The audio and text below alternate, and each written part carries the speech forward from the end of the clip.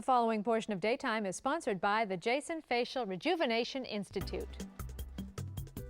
Well, combine normal aging with sun exposure and you are going to have wrinkles and sagging skin. All the face creams in the world can't undo the effects of sun damage and the passage of time. Thankfully, there are various ways to refresh your look. The face doctor, Michael Jasin, is here to talk about options and how to select which ones are best for you. And he's brought along patient Sharon Martin with him. Welcome to both of you. Good morning. Let's talk about the process for Sharon, first of all. Okay, I'd love to do that. Okay, she did her homework first. She did. And Sharon actually did her homework for about a year.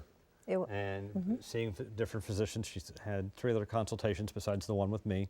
She did some internet research, and she specifically came in for laser skin resurfacing for lines and wrinkles. She had a history of being a lifeguard for many years, liked to play golf, so a lot of sun exposure, which as we all know, accelerates the aging process, and that's what she presented to the office for.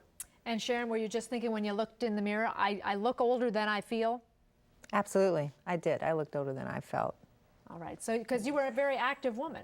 I was. I swam, lifeguarded, golfed, laid in tanning beds. Aha, laid in the sun. Beds. All right, well, Dr. Jasin, this is the shot of Sharon. This is how she looked when you met her. Right, this is what she looked like during our consultation, and we could see there were lines and wrinkles on the face, but she had a lot of laxity underneath her chin and her neck area. And that is not something that laser skin resurfacing will treat. So we needed to make the correct diagnosis. And a lot of people fancy facial plastic surgeons and plastic surgeons as artists, but we're first and foremost physicians and surgeons. So what we need to do is make the right diagnosis so we can outline the proper treatment. So for Sharon, the laser skin resurfacing, she sought out, was appropriate for her, but she had other things going on that necessitated more than one procedure. So we talked to her about a simplicity lift in combination with the skin resurfacing so we can get maximal results and improve what really brought her to the office, but also give her a more finely tuned final package. So you said to her, okay, laser resurfacing, we'll take care of the wrinkles, but we have to take care of the sagging. Right. And this is what the result was because of the simplicity lift and the laser resurfacing. Right, and the other thing we did for her is incorporate Botox treatment into her regimen. And there's 2 main reasons why we use Botox in combination with laser skin resurfacing. And many people think, if we're going to have the laser resurfacing, then I don't need Botox. But that's not necessarily true. So if there's an area where there's a lot of what we call dynamic lines or lines related to facial expression, such as the crow's feet, between the brows or on the forehead, the horizontal lines, or even upper lip lines can be related to muscle movement. We want to keep those areas more static and relaxed because there's collagen remodeling that will go on for 3 or 4 months after we do the procedure that will improve the texture of the skin. So our thinking is if we can keep the areas of animation more relaxed during that 3 or 4 month time period, we'll get a smoother and better initial result. And then beyond that, if we periodically maintain with Botox and keep the area relaxed, we'll keep the lines from coming back. So are you getting the Botox now, Sharon, every 3 or 4 months? Is there maintenance involved still? Not so much maintenance involved, but I have had Botox after the surgery. Okay. And that's the patient's choice, you know. Right. Some people think, well, I don't want to start Botox because then I have to keep coming back. You don't have to if you don't want to. You can stop at any time. But there is an advantage to doing at least one time around the time of the procedure so that we can maximize the smoothing of the skin while it's healing.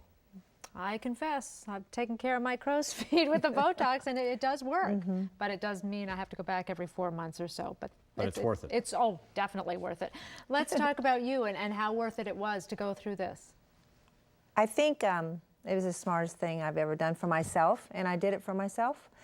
But I'm really pleased with it. It gave me some confidence in the way that I looked because I had gotten to the point where I'd cover my face with my hands because my lines were really deep from not taking care of my skin when I was younger. But I learned how to do that too as well in Dr. Jasin's office. A year after the fact now, and everything is still exactly where it's supposed to be, right? It is. It's better to me than it was within the first couple of months. And are you just amazed every time you look in the mirror now that your skin is gorgeous? Thank you.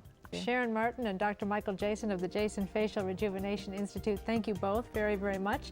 And to get your questions answered or to schedule a consultation with Dr. Jasin, call 813-975-3223 or log on to jasinfacial.com. Don't go away. Daytime will be right back.